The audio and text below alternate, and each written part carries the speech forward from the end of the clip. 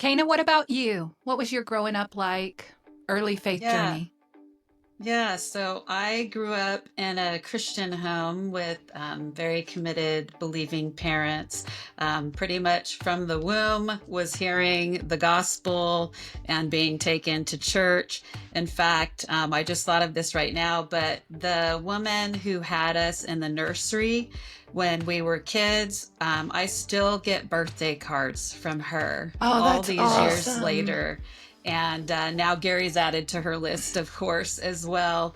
But yeah, just very special that she does that still and that she's still living as well. But yeah, so we were at church every time the doors were open, pretty much growing up.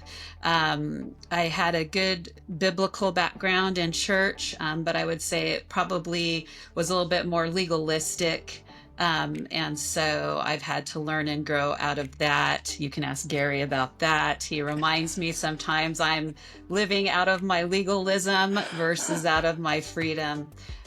But so I had a good upbringing. I went to Christian school I as only well. remind her in very kind and gentle ways. I assumed I'm as sure. much.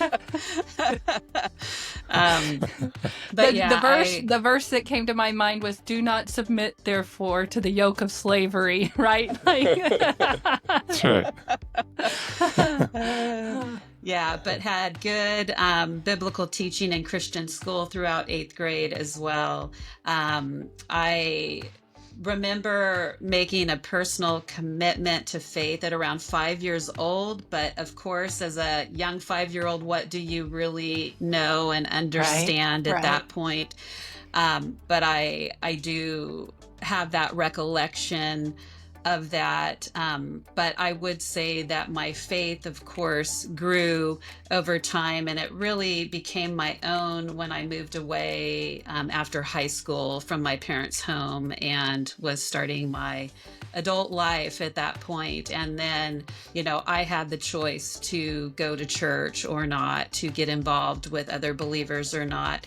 And so my faith really took root as a personal faith, more so than just being raised in it, even though I had made that commitment as a young child. So that's kind of my journey.